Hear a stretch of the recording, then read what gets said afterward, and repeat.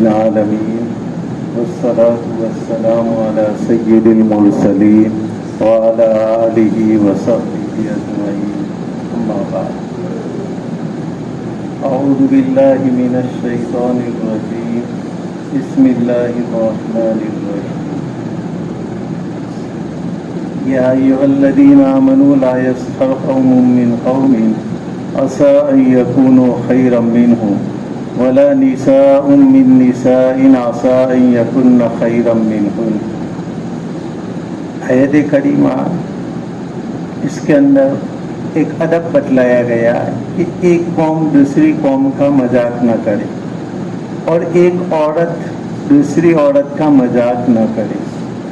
ہو سکتا ہے کہ جن کا مذاق کیا گیا ہو وہ بہتر ہو. یہاں قوم کے ماتحت عورتیں بھی داخل ہیں، لیکن عورتوں کو الگ سے قرآن نے ذکر کیا، ورنہ ہر جگہ پر قرآن جب کہتا ہے اقیم الصلاۃ تم نماز پڑھو، مردوں کے ماتحت عورتیں بھی آ گئی، ان کے لیے الگ سے کوئی الفاظ نہیں آتے. لیکن یہاں پر قرآن نے لا یسخر قوم من قوم اور اس کے بعد ولا نساء من نساء، کہ ایک قوم دوسری قوم کی مذاق نہ کرے اور ایک عورت دوسری عورت کی مذاق نہ کرے. الگ طور پر بتلایا گویا کہ قوم سے مراد مرد ہے اور نساء سے مراد عورتیں ہیں. حالانکہ سب کو معلوم ہے کہ قوم میں عورتیں بھی داخل ہیں، لیکن قرآن نے خاص طور پر نساء کا ذکر اس لیے کیا یہاں پر کہ عورتوں میں یہ عادت زیادہ ہوتی ہے کہ وہ ایک دوسرے کی مذاق زیادہ کرتی ہے.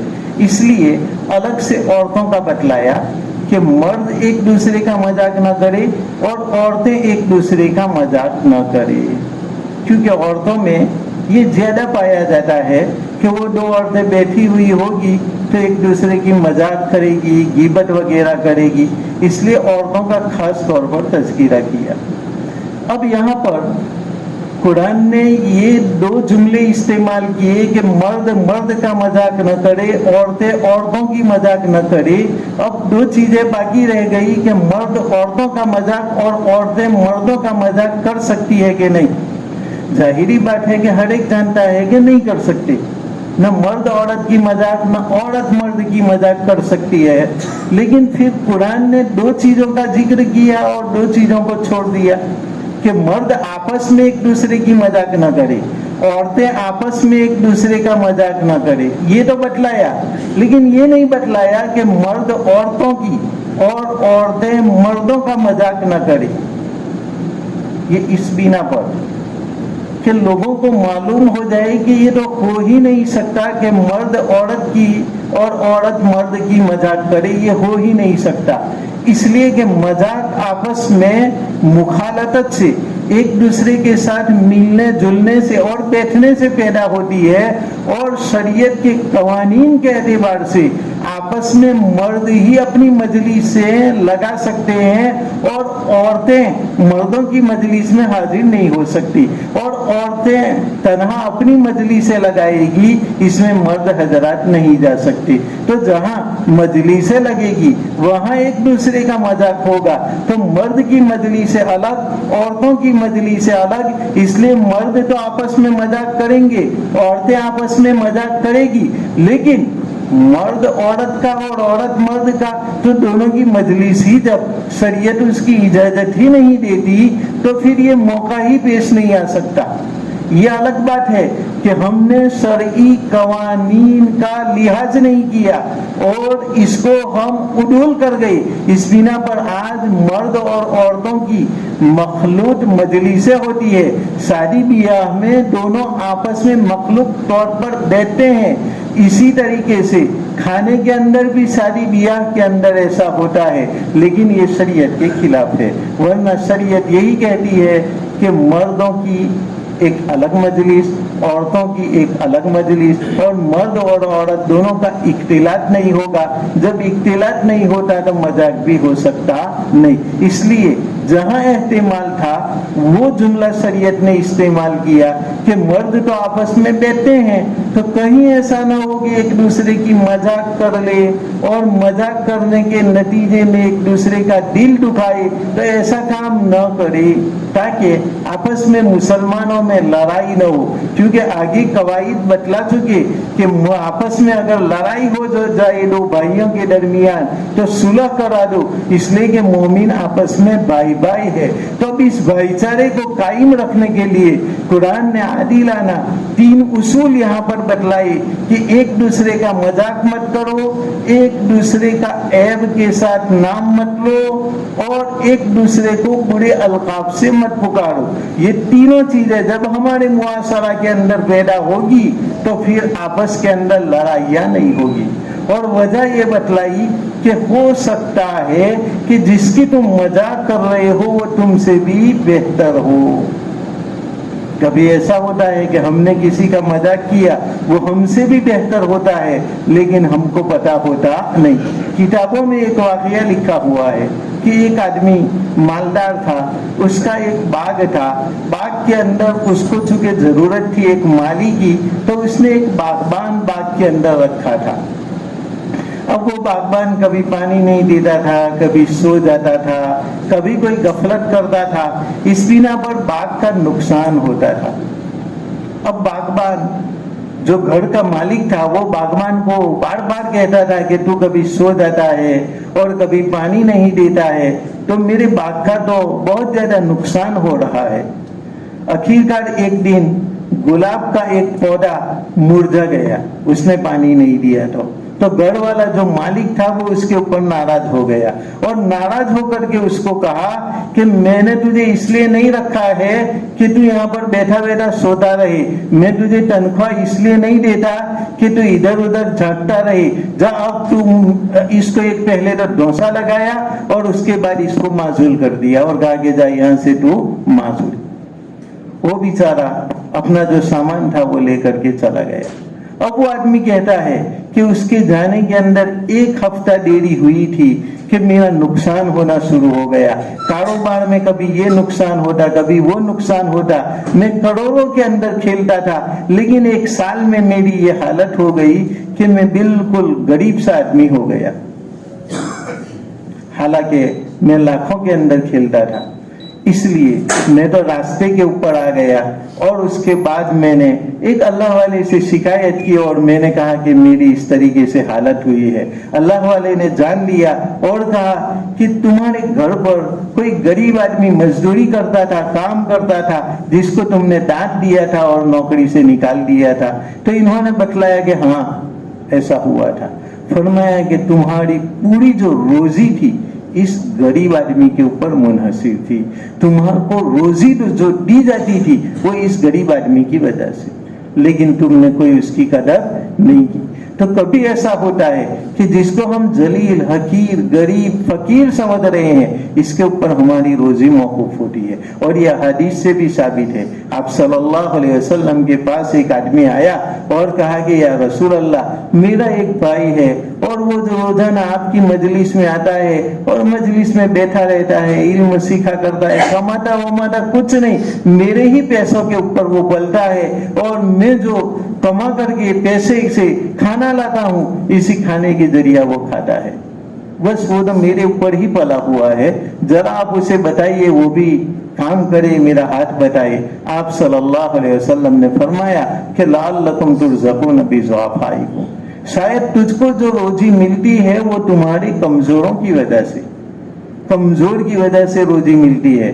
آج گھر میں ہمارے بوڑھے ماں باپ ہیں، گھر کے اندر اپاہج ہمارا بھائی ہے یا بہن ہے، ہمیں گھر میں ان کو پالنا پڑتا ہے کیونکہ وہ کوئی کام نہیں کر سکتے، بڈھے ماں باپ ہو یا اپاہج کوئی بھائی بہن ہو، وہ کچھ بھی کام نہیں کر سکتے۔ اب ایک آدمی کو بوجھ محسوس ہوتا ہے کہ مجھے اس کا خرچہ برداشت کرنا پڑتا ہے، حالانکہ اللہ تبارک و تعالیٰ اس کی بنا پر تم کو روزی دے رہا ہے۔ جب وہ مر جائے گا یا تم اس کو نکال دو گے تو تمہاری روزی کوئی بڑھے گی نہیں کہ میں جو روزانہ اس کے پیچھے 500 خرچ کرتا تھا، اب یہ 500 میرے روزانہ کے بچیں گے، یہاں تک کہ سال میں تو میرے 15,000 بچ جائیں گے. نہیں، ایسا کچھ بھی نہیں. حساب لگا لینا، ایسا کیلکولیٹر چلا لینا، تمہارے پاس کچھ بھی بچنے والا نہیں ہے. تم کو جو روزی دی جاتی ہے وہ تمہاری کمزوروں کی وجہ سے. تم نے یہ سمجھا کہ فقیر کو ہم نے 1 روپیہ دیا تو کم ہو گیا. نہیں، ایسا نہیں ہے. اس فقیر کو دینے کی وجہ سے تمہاری روزی بڑھ گئی ہے. آپ صلی اللہ علیہ وسلم نے ایک مرتبہ بکری کو ذبح کیا تھا گھر کے اندر. عائشہ صدیقہ رضی اللہ تعالیٰ عنہ سے رات میں آنے کے بعد پوچھتے ہیں کہ اب کتنا باقی بچا؟ تو فرمایا کہ ایک کھوڑ کے علاوہ کچھ بھی باقی نہیں بچا، سب کچھ دے دیا. آپ صلی اللہ علیہ وسلم نے فرمایا کھوڑ ہی باقی نہیں بچا، باقی سب بچا. اس لیے کہ کھوڑ کو تو ہم کھا جائیں گے اور کھا کر کے اپنے پیٹ کے اندر ڈال لیں گے، تو ہمارے لیے کیا بچا؟ برخلاف جو ہم نے صدقہ کر دیا، آگے بھی ہم نے بیچ دیا، وہ ہمارے لیے بچ گیا ہے. تو ہماری آنکھیں تو یہ بتلا رہی ہے کہ اتنا بچا ہے اور باقی سب ختم ہو گیا. لیکن نبوت کی آنکھیں بتلا رہی ہے کہ جو بچا ہے وہ ہی گویا کہ نہیں بچا ہے، اور جو خرچ کر دیا ہے وہی ہمارے لیے بچا ہے. کیونکہ جو ہم نے خرچ کیا وہ آخرت کے اندر کام آئے گا، اور جو خود ہم کھا گئے اس کا تو ہم سے حساب ہوگا. تو جو خود سے کھایا اس کا تو حساب دینا پڑے گا. دوسروں کو اگر تم نے دیا ہے تو وہ حساب نہیں بلکہ اجر و ثواب تم کو عطا کیا جائے گا. بہرحال قرآن میں بتلایا گیا کہ ایک دوسرے کا مذاق مت کرو. اور مذاق کبھی اس لیے بھی لوگ کرتے ہیں کہ دوسرا آدمی اتنا بڑا ہوتا ہے کہ اس کے بڑے ہونے کی بنا پر وہ ان کا کچھ بھی نہیں کر سکتا، ان کا مقابلہ نہیں کر سکتا. اس لیے کبھی مذاق کرتا ہے اور کبھی ان کی توڑ لگاتا ہے، عیوب نکالتا ہے. لیکن اگر کوئی سورج کا عیب نکالے، سورج کے اوپر تھوکے، تو یہ تھوک اس کے اوپر لوٹے گا. سورج کو کوئی نقصان ہونے والا نہیں ہے. تو اسی طریقے سے بڑے لوگوں کے عیوب نکالے جاتے ہیں. یہاں تک کہ ہمارے نبی کریم صلی اللہ علیہ وسلم کو اپنی حیات طیبہ کے اندر بھی کوئی شاعر کہتا تھا، کوئی مجنون کہتا تھا، کوئی طرح طرح کے الزامات لگاتا تھا، کوئی آپ کے اوپر پتھر لگاتا تھا.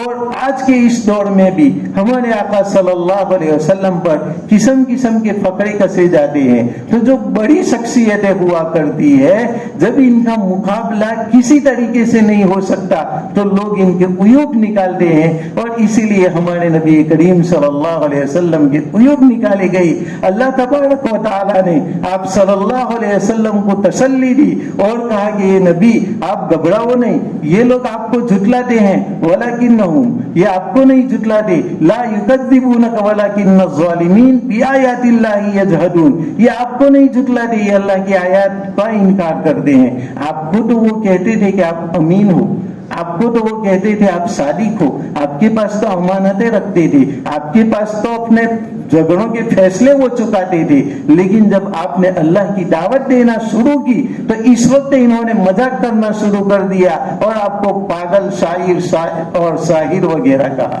تو اللہ کی دعوت دینے کی وجہ سے آپ کو یہ کہا گیا ہے. تو در حقیقت یہ لوگ مجھے جھٹلا رہے ہیں.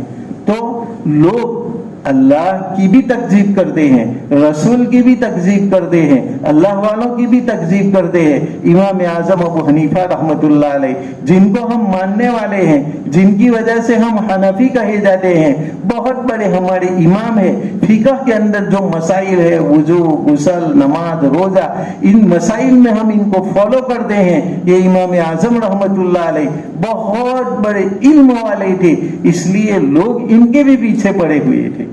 یہاں تک کہ امام اعظم ابو حنیفہ رحمۃ اللہ علیہ جا رہے تھے، جاتے جاتے ایک آدمی نے کہا او تو وہی امام ہے نا کہ جو اپنی من مانی جو بھی مسئلہ آتا ہے بتلا دیتا ہے، نہ تو قرآن کو دیکھتا ہے، نہ حدیث کو دیکھتا ہے، نہ تجھے اللہ کا خوف ہے، نہ رسول کا خوف ہے، اور اس طریقے سے بڑا بڑ باتیں ادھر ادھر کی کہ تو ایسا ہے اور تو چھوڑ جیسا ہے، اس طریقے سے باتیں سنانے لگا. امام ابو حنیفہ رحمۃ اللہ علیہ سنتے جاتے تھے، کچھ بھی نہیں بولے. بستی قریب میں آئی تو امام صاحب ٹھہر گئے. اس آدمی نے کہا یہاں ٹھہر کیوں گیا؟ کہا دیکھ یہ بستی ہے، اس بستی کے اندر میرے ماننے والے ہیں اور مجھے فالو کرنے والے ہیں. میرے مرید ہے، میرے معتقد ہے، تو ایسا بولے گا تو تیری ہڈی پسلی ایک کر دے گا. اس لیے میں یہاں پر کھڑا ہوں، تجھے جتنا بولنا ہے یہاں پر بول لے، تاکہ میں گاؤں میں جاؤں اور تو ایسے ساتھ میں بولے گا تو تجھے بہت ماریں گے. میں نہیں چاہتا کہ تو مار کھائے. یہاں بول لے مجھے جتنا بولنا ہے. وہ بھی کم نہیں تھا، وہاں ہی بولنا شروع کر دیا کہ اٹھت چل، اور گالیاں اور وہ بکنا شروع کر دیا اور بڑا بڑ بول دیا. پھر اس نے کہا کہ یار تو کس طرح کا آدمی ہے، گالیاں سنتا ہے اور باقاعدہ مجھے اس کے لیے کھڑا رکھا تو نے. امام اعظم ابو حنیفہ رحمۃ اللہ علیہ نے فرمایا کہ میں نے یہاں اسی لیے کھڑا کیا ہے کہ ذرا بستی کے اندر کوئی دیکھ لیتا تجھے کہ تو میرے ساتھ ذرا بھی گستاخی کر رہا ہے تو لوگ تجھے مار مار کر کے تیری چٹنی کر دیتے، ایک بھی دانت تیرا باقی نہ رہنے دیتے. اس لیے میں یہاں پر کھڑا ہوں. دیکھ تو نے میرے اوپر ہزاروں بہتان لگائے، خدا کی قسم میں اس کا جواب دے سکتا ہوں، لیکن میں تیرے جیسے آدمی کے منہ لگنا چاہتا نہیں، اور میں تجھے کوئی بھی جواب نہیں دیتا. اور اگر میں چاہوں تو تجھے قاضی کے پاس لے جا سکتا ہوں، قاضی بھی میرا پہچاننے والا ہے اور بادشاہ بھی میرا معتقد ہے. میں بادشاہ سے شکایت کروں، قاضی سے شکایت کروں، ہر ایک تیری چٹنی بنا ڈالیں گے، تیری ہڈی پسلی توڑ ڈالیں گے، لیکن میں ایسا چاہتا نہیں. اور دیکھ میں یہ بھی کر سکتا ہوں کہ قیامت کے دن میں تجھ سے بدلہ لوں اور وہاں پر کھڑا کر کے تو نے جتنی میری بدگوئی کی ہے اس کا بدلہ میں لے سکتا ہوں قیامت کے دن. لیکن یاد رکھ میں قیامت کے دن بھی تجھ سے بدلہ نہیں لوں گا، میں تجھے معاف کر دیتا ہوں. وہ آدمی رونے لگا کہ میں تو اتنی برائیاں بیان کر رہا ہوں اور یہ تو امام ہے کہ الٹا کہہ رہا ہے کہ قیامت کے دن بھی پکڑ نہیں کروں گا اور ابھی سے معاف کر دیا. وہ رونے لگا اور ان کے پاؤں پڑ گیا اور کہا کہ آپ جیسا آدمی. فرمایا کہ یہ بات تو ٹھیک ہے کہ میں تیری پکڑ نہیں کروں گا، لیکن اب میں تجھے گارنٹی دیتا ہوں کہ اگر اللہ تبارک و تعالیٰ نے مجھے نجات دے دی، میری رہائی ہو گئی اور مجھ پر کرم کیا، تو جب تک تجھے جنت میں ساتھ نہیں لے جاؤں گا وہاں تک میں جاؤں گا نہیں. وہ آدمی آپ کے پاؤں کے اندر پڑ گیا اور ہمیشہ کے لیے تائب ہو گیا. تو بڑے لوگوں کی لوگ مذاق کیا کرتے ہیں اور مذاق کرنے والے ہمیشہ گھٹیا قسم کے لوگ ہوتے ہیں، ہلکت کام کرنے والے ہوتے ہیں. ہاں اپنے اعتبار سے وہ اپنے آپ کو بڑا سمجھ رہے ہیں کہ ہم سب سے بڑے بندر ہیں، ہماری دوم بہت بڑی ہے، ایسا اپنے اعتبار سے سمجھ رہے ہیں. حالانکہ لوگ سمجھ رہے ہیں کہ یہ گھٹیا حرکت کرنے والا ہے. اس لیے قرآن مجید نے بتلایا کہ یار تم کسی کا مذاق مت کرو، ہو سکتا ہے کہ تم جس کا مذاق کر رہے ہو وہ تم سے بہتر ہو. جیسے امام اعظم بہتر تھے، جیسے وہ باغبان اس کے اوپر اس کی روزی معلق تھی. تو کبھی ایسا ہوتا ہے، یہاں تک کہ حضرت عمر ابن سرجیل فرماتے ہیں کہ میں کبھی کسی آدمی کو دیکھتا ہوں کہ وہ بکری کے تھن کو اپنے منہ میں لے کر کے دودھ پی رہا ہے اور اس پر مجھے ہنسی آتی ہے تو مجھے خوف ہوتا ہے کہ کہیں میں بھی ایسا نہ بنا دیا جاؤں. پہلے لوگ ایسا کرتے تھے، بکری کے منہ کے اندر بکری کا جو تھن ہے وہ منہ میں ڈال دیتے تھے تاکہ اس کا دہنا سن کر کے کوئی دوسرا دودھ مانگنے کے لیے نہ چلا آئے. ایسے بھی لوگ ہوا کرتے تھے. تو فرمایا کہ اس پر کبھی مجھے ہنسی آ جاتی تھی، لیکن مجھے خوف لگتا تھا کہ اس پر اگر میں ہنسوں گا کہ اس نے بکری کا تھن منہ میں لیا ہے اور بکری کا دودھ پی رہا ہے تاکہ بکری کے دوہنے کی آواز اور برتن میں اس کی آواز نہ ہو اور کوئی غریب مانگنے کے لیے نہ چلا آئے، اس لیے وہ ڈائریکٹ منہ میں پینا شروع کر دیتا ہے. تو اسے وکیل کے اوپر تو ہنسی آنی چاہیے، لیکن میں اس کے اوپر بھی عمر ابن سرجیل فرماتے ہیں کہ اس کے اوپر ہنسی آئے تو بھی مجھے خوف لگتا ہے کہ کہیں میں ایسا نہ بنا دیا جاؤں. بلکہ عبداللہ ابن مسعود رضی اللہ تعالیٰ عنہ فرماتے ہیں کہ ایک کتے کے اوپر بھی مجھے ہنسی آتی ہے تو بھی مجھے خوف لگتا ہے کہ میں بھی کتے کی طرح نہ بنا دیا جاؤں. اس لیے ایک دوسرے کا مذاق کرنے سے ہم بچے، کسی کے دل کو ٹھیس پہنچانے سے ہم بچے. دوسری بات کی وَلَا تَلْمِزُوا أَنفُسَكُمْ، اپنے آپ کو عیب مت لگاؤ. حالانکہ کہنا تو یہ چاہیے کہ اپنے بھائیوں کو ایب مت لگاؤ، لیکن قرآن نے یہ کہا کہ اپنوں کو ایب مت لگاؤ. تو کوئی اپنے کو تو ایب نہیں لگاتا، لیکن قرآن نے یہ جملہ اس لیے استعمال کیا کہ تمہارا اپنے بھائیوں کی ایب نکالنا یہ گویا کہ اپنی ایب نکالنا ہے، کیونکہ تمہارا ہی تو بھائی ہے. تمہارے گھر کے اندر تمہارے ماں باپ کا کوئی برا بول رہا ہو تو تم چھپاؤ گے اس کو، دوسروں کو نہیں کہو گے، دوسروں کی بات پورے گاؤں میں کرو گے، لیکن اپنے ماں باپ کی بات ہے تو کہ بھئی یار اپنی بات ہے اس کو دبا دینا چاہیے، اپنی بیوی کی بات ہے تو دبا دینا چاہیے، اپنے شوہر کی بات ہے تو دبا دینا چاہیے، کیونکہ اپنی بات ہے تو گویا کہ بیوی کی بات کو، بیوی کی پول اور کلی کو کھولنا اپنی کلی کو کھولنا ہے. شوہر بیوی کی بدگوئی کرے گی تو یہ گویا کہ یہ تو اسی کی بدگوئی ہے کہ تیرا شوہر ایسا تو تو بھی ایسی. اور کوئی آدمی اپنے بیٹے کی اور بیٹا اپنے باپ کی بدگوئی کو چھپاتا ہے کیونکہ یہ ایک دوسرے کی بدگوئی ہے. اسی طریقے سے تمام کے تمام مسلمان بھائی، قرآن نے بتلایا کہ تمہارے نفس کی طرح ہے، تم دوسرے کو عیب دار کرتے ہو، گویا کہ اپنے آپ کو عیب لگا رہے ہو، کیونکہ وہ تمہارا بھائی ہے اور اپنے بھائی کے عیب کو تم اپنا عیب سمجھ رہے ہو. تو اسلامی اخوت کے اعتبار سے تمام کے تمام مسلمان تمہارے بھائی ہے، لہذا تمہارے بھائیوں پر عیب لگانا تمہارا اپنے آپ پر عیب لگانا ہوا. اس لیے قرآن نے یہ فرمایا وَلَا تَلْمِزُوا أَنفُسَكُمْ کہ تم اپنے آپ کو عیب مت لگاؤ، یعنی اپنے بھائیوں کو عیب مت لگاؤ. دوسری ایک وجہ یہ بھی ہے کہ تم اپنے بھائی کو عیب لگاؤ گے تو تمہارا بھائی تم کو عیب لگائے گا. تو یہ تو دوسرے کو عیب لگانا خود اپنے آپ کو عیب لگانے کا سبب بنا. ایک مرتبہ آپ صلی اللہ علیہ وسلم نے صحابہ کے مجمع کے اندر بیان فرمایا کہ کوئی آدمی اپنے ماں باپ کو گالی نہ دے. تو صحابہ کرام نے سوال کیا کہ یا رسول اللہ، کوئی آدمی کبھی اپنی ماں کو بھی گالی دے گا، اپنے باپ کو بھی گالی دے گا؟ تعجب کیا. آج کا زمانہ ہوتا، آج تو کوئی تعجب کی بات نہیں، باپ کو گالی دے دیتا ہے، لیکن صحابہ کرام کا زمانہ تھا، یہ تصور نہیں تھا کہ کوئی آدمی باپ کو بھی گالی دے سکتا ہے. اور آج بھی جو شریف لوگ ہیں وہ تو آج بھی مستبد سمجھتے ہیں.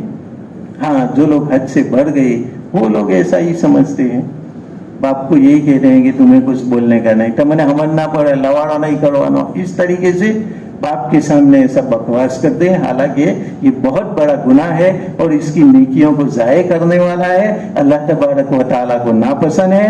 اللہ تبارک و تعالیٰ پسند کرتا ہے کہ باپ کی فرما برداری کی جائے. اللہ کی رضامندی ماں باپ کی فرما برداری میں ہے اور اللہ کی ناراضگی ماں باپ کی نافرمانی کے اندر ہے. ماں باپ اگر تمہارے راضی تو اللہ بھی راضی، ماں باپ اگر تمہارے ناراض ہے تو اللہ بھی تم سے ناراض ہے.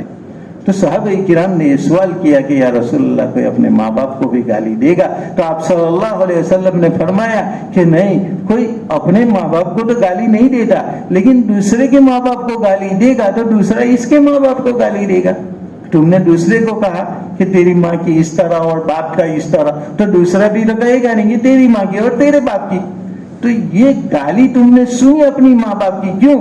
اس لیے کہ تم نے دوسروں کو گالی دی. اس لیے اس طریقے سے اپنے ماں باپ کو گالی دینا یہ بھی منع ہے کہ تم اور کے ماں باپ کو گالی دو تو اور تمہارے ماں باپ کو گالی دے. اس طریقے سے تمہیں دوسرے کے ماں باپ کو گالی دینا منع ہے، گویا کہ یہ اپنے ماں باپ کو تم گالی دے رہے ہو کیونکہ تم سبب بن رہے ہو. اسی طریقے سے وَلَا تَلْمِزُوا أَنفُسَكُمْ، تم اپنے آپ پر عیب مت لگاؤ، یعنی دوسرے مسلمان بھائیوں پر عیب مت لگاؤ. اگر دوسرے مسلمان بھائیوں پر تم عیب لگاؤ گے تو پھر وہ تمہارے عیب کھوجنے کے ماتحت آ جائے گا.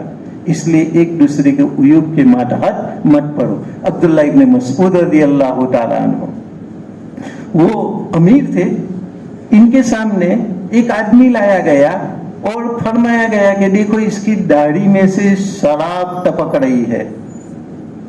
عبداللہ ابن مسعود رضی اللہ تعالیٰ عنہ فرماتے ہیں کہ ہم کسی کے پیچھے نہیں پڑتے، لیکن جب اتنا معاملہ ظاہر ہو جائے تو ہم ضرور اس کی تحقیق کریں گے. تو کسی کے عیوب نکالنے کے لیے ان کے پیچھے مت پڑو. یہاں پر تو ان کی داڑھی میں سے شراب ٹپک رہی تھی تو فرمایا ایسا کھلا معاملہ ہو تو اب تحقیق کریں گے، خاموخا کے لیے ہم کسی کی تحقیق کے پیچھے بھی پڑیں گے نہیں. حضرت عقبہ रदी अल्लाह ताला अन्हु, इनके एक कातिब थे वजीह। कातिब जो थे इनके मातहत, इन्होंने एक दिन शिकायत की हजरत उकबा से कि मेरे पड़ोसी शराब पीते हैं और शोर शराब करते हैं, मस्ती और तूफान करते हैं, मैं दारोगा से शिकायत कर दूंगा। हजरत उकबा फरमाते हैं कि अल्लाह के वास्ते ऐसा मत करो, इनको जरा कुछ नाक डपट कर दो, समझा दो, लेकिन दारोगा के सामने उनकी ऐबजोई मत करो। तब वो समझ गए कि चलो इनकी ऐबजोई नहीं करते, इनको समझाया, दांत डपट किया। चंद दिनों के बाद फिर ये आए हजरत उकबा के पास और कातिब ने हजरत उकबा को कहा कि इन लोगों को तो मैंने समझाया, समझाने से भी बात नहीं आती, अब तो मैं इनकी शिकायत दारोगा और पुलिस को कर दूंगा।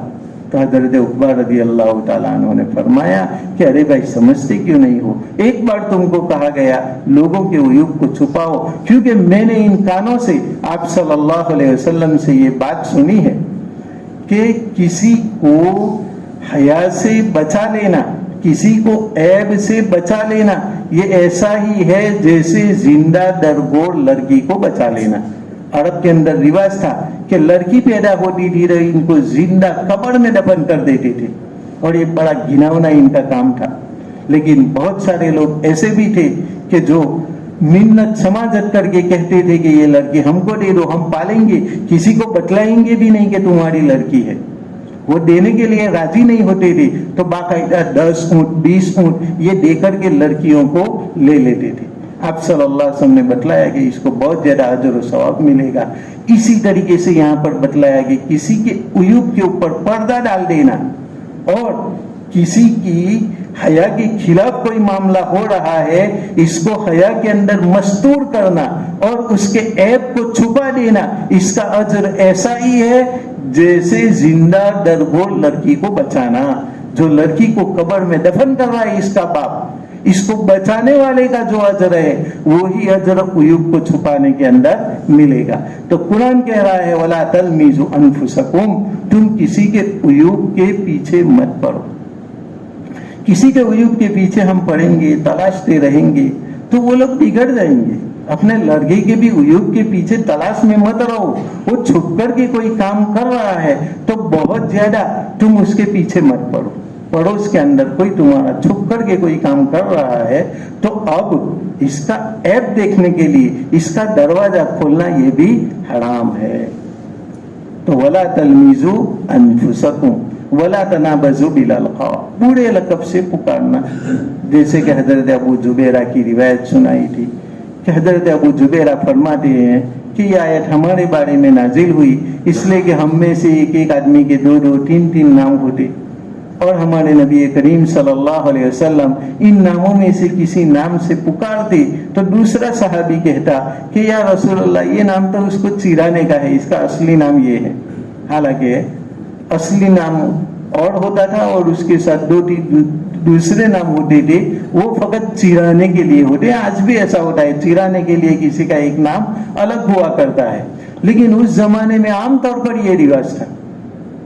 तो कुरान ने ये फरमाया कि अब इस रिवाज को बंद करो, वला तनाबजु बिल अलकाब, किसी को बुरे लक़ब से मत पुकारो। किसी को अच्छा लगे ऐसे नाम से बुलाओ कि भाई वो किस नाम से खुश होता है, वो मास्टर भी है, मौलसर भी है, नाम वाला भी है। तो अगर वो अहमद भाई से खुश होता है तो अहमद भाई पुकारो, वो मास्टर साहब कहने से खुश होता है तो इसको मास्टर साहब कहो। जिस नाम से वो खुश होता है। अरब लोगों के अंदर तो कुनियतें हुआ करती थी, लक़ब हुआ करते थे, इन कुनियत और अलक़ाब के जरिए पुकारा जाता था।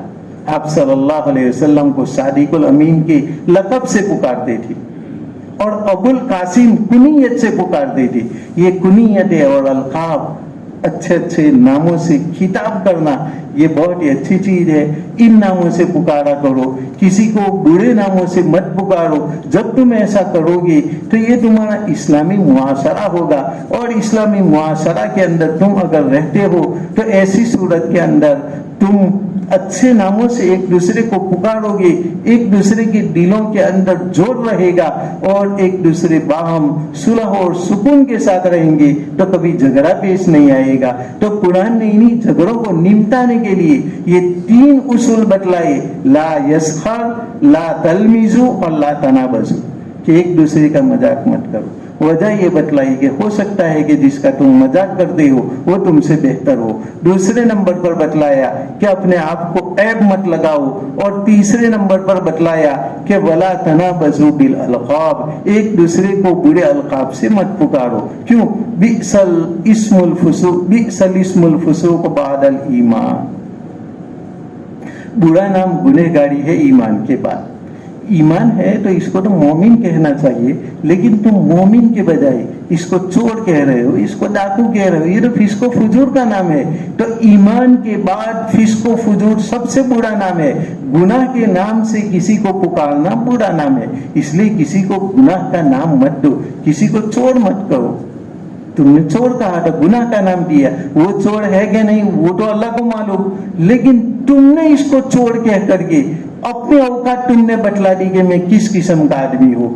جو بڑے لوگ ہوتے ہیں وہ دوسرے کو ہلکے نام سے نہیں پکارتے، گھٹیا قسم کے جو لوگ ہوتے ہیں انہی کی یہ حرکتیں ہوا کرتی ہے کہ دوسروں کو برے نام سے پکارتے ہیں۔ تو اللہ تبارک و تعالیٰ نے بتلایا کہ گناہ کا نام لگانا بہت ہی بری چیز ہے، برا نام ہے۔ فسوق ایمان کے بعد کسی کو چور کہنا، کسی کو زانی کہنا، کسی کو شرابی کہنا، یہ ایمان کے بعد کافر کہنا، یہ تو حد سے تم آگے بڑھ گئے۔ لیکن اب ایمان کے بعد تم کافر تو نہیں کہو گے، لیکن چور، ڈاکو، زینا وغیرہ والا تم نے کہہ دیا، کسی کو جھوٹا اور مکار کہہ دیا، اس کام سے تم بچا کرو۔ اسی طریقے سے بعض لوگ معاشرے کے اندر کوئی موٹا آدمی ہوتا ہے، اس کو ہاتھی سے پکار دیتے ہیں، اور اسی کو پیٹو سے پکار دیتے ہیں، لمبے آدمی کو لمبو کہہ دیتے ہیں، چھوٹے آدمی کو ٹھیک نہ اور بٹاکا کہہ دیتے ہیں۔ اس طریقے کے ناموں سے پکارنا حرام ہے۔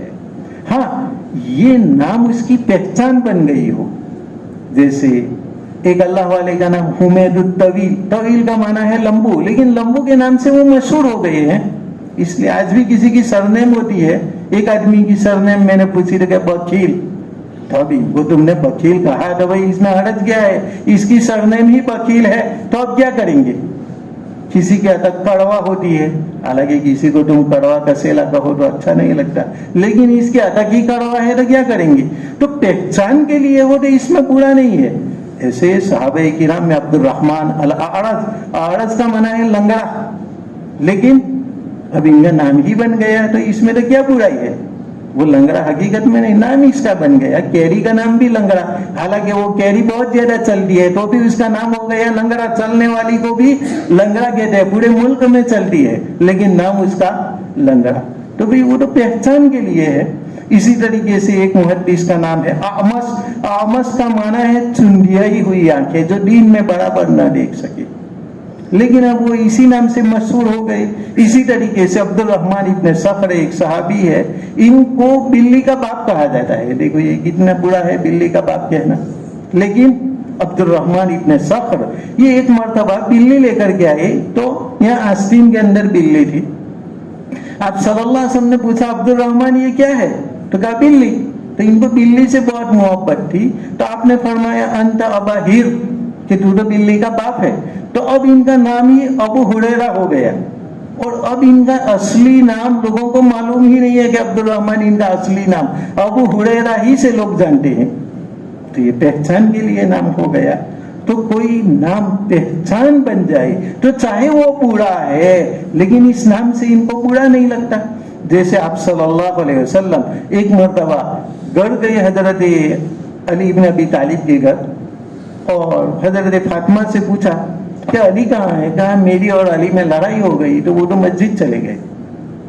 دیکھو یہاں پر ہمیں درس بھی ملتا ہے کہ لڑکی اور داماد کی لڑائی ہو تو کیا کرنا چاہیے۔ ہمارے اندر تو بس ماں باپ چڑھائیں گے برابر، اس نے سمجھا کیا ہے چلو گھر چلے آؤ طلاق لے لیتے، نہیں، یہ طریقہ کچھ ہے नहीं, बल्कि सुलह कराने का। आप सल्लल्लाहु अलैहि वसल्लम ने पूछा कि फातिमा अली कहाँ है, कहा हम दोनों की लड़ाई हो गई, तो गुस्से होकर के वो तो मस्जिद में चले गए। आप सल्लल्लाहु अलैहि वसल्लम मस्जिद में गए और मस्जिद में देखा कि अली सोए हुए हैं, तो आप सल्लल्लाहु अलैहि वसल्लम ने इनको झंझोरा। अब नौजवान है, नींद भी बहुत ज्यादा है, इसलिए जल्दी से उठ नहीं रहे हैं, तो आप सल्लल्लाहु अलैहि वसल्लम ने फरमाया कुम या अबत तुराब, कुम या अबत तुराब। तुराब यानी मिट्टी, मिट्टी का बाप, चूंकि मिट्टी के साथ इनका बदन लग गया था, तो आप सल्लल्लाहु अलैहि वसल्लम ने अबू तुराब से इनको खिताब किया। इनको ये नाम इतना पसंद आया कि उन्होंने बाद में यही कहा कि अब मुझे अबू तुराब कहो। हालांकि कोई कहे कि ये मिट्टी वाला, मिट्टी का बाप, तो ये तो बुरा लगना चाहिए, लेकिन नबी ने खिताब दिया। हालांकि इनका अपने पेटों के नाम से अबुल हसन, अबुल हुसैन, जन्नत के जो सरदार थे, इनसे इनकी कुनियत थी, लेकिन इन्होंने बदल दी, कहा नहीं मुझे अबू तुराब कहो। तो देखो ये एक मोहब्बत है। और फरमाया कि अली चलो ऐसी तो बिगड़ती रहती है, ठंडी रहती है, लेकिन अब कर चलो और फातिमा और तुम दोनों आपस में सुलह करो। आपस में आकर के सुलह करा दे। और हमारा मामला क्या होता है कि जरा ऐसा हुआ, हाँ ऐसा हुआ, मेरी लड़की को ऐसा कर दिया, चल घर, अब यहाँ पर रहने का नहीं, ये तरीका नहीं है। सुन लो बराबर, आपस में सुलह कराना ये तरीका है। हो सकता है कि तुम्हारी लड़की का ही कसूर हो, हर मर्तबा तो जरूरी नहीं कि दामाद का ही कसूर हो, और ये भी नहीं कि जो बाप है वो लड़के की तरफदारी करता रहे। हो सकता है कि अपने लड़के का ही कसूर हो। इसलिए कुरान ने पहले नंबर पर यह कहा कि सुलह की कोशिश करो, कसूर वसूर बाद में देखो, जब भी लड़ाई हो जाए तो सुलह कराओ। अब देखो कि कसूर किसका है, ये मत देखो कि ये मेरा बेटा है, ये मेरी बेटी है, ये देखो कि भाई जालिम कौन है। बेटी का जुल्म हो तो बेटी के खिलाफ बोलो, बेटी का जुल्म हो तो बेटी के खिलाफ बोलो। ये इस्लाम की कितनी बेहतरीन, साफ शफाफ और सरीह तालीम है। अल्लाह तबारक व तआला हमें इस तालीम के ऊपर चलने की तौफीक अता फरमाए। 6:30 बज चुके हैं और दुआ भी करना था। एक हमारे वलन के अंदर भी कल एक हमारे बुजुर्ग का इंतकाल हो गया। हमारे साथी के चचा होते हैं, इतने बुढ़े थे तो भी रोजाना 200 से 400 रकातें नफल पढ़ते थे। आज के जमाने की बात, कल ही इनका इंतकाल हुआ। 200 रकात तो डेली और कभी 400 रकात। हालांकि कोई 80 साल की उम्र हो गई होगी मेरे ख्याल के मुताबिक, 75-80 इतने साल की उम्र। इनके लिए दुआ करना है अल्लाह ताला इनको जन्नतुल फिरदौस में आला मकाम नसीब फरमाए और इनकी नेकियों को कबूल फरमाए और इनके हर किस्म के गुनाहों को अल्लाह माफ़ फरमाए। और दूसरे हमारे भी जो रिश्तेदार और मुसलमान भाई दारे आखिरत की जानिब चले गए हैं, अल्लाह तबारक व तआला इन तमाम के गुनाहों को माफ़ फरमाए, इनकी नेकियों को कबूल फरमाए और इनकी कब्र को जन्नत का बाग बनाए। और हम तमाम को अल्लाह तबारक व तआला इस बीमारी से महफूज फरमाए। और जो लोग बीमारी में मुब्तला हो चुके हैं, अल्लाह तबारक व तआला इनको शिफाए आजिला कामिला दाइमा मुस्तमिरा से नवाजे। और अल्लाह तबारक व तआला हमें कुरान की बरकत से खूब खूब नफ़ा पहुँचाए और इसका नूर हम तक पहुँचाए। व नफ़ाना व इय्याकुम बिल आयाति व ज़िक्रिल हकीम। इन्नहु तआला जव्वादुल करीम वलिकुम बर्रुर रऊफुर रहीम। व सल्लल्लाहु तआला अला सय्यिदिना मुहम्मदिन व अला आलिहि व सहबिहि अजमईन बिरहमतिका या अरहमर राहिमीन।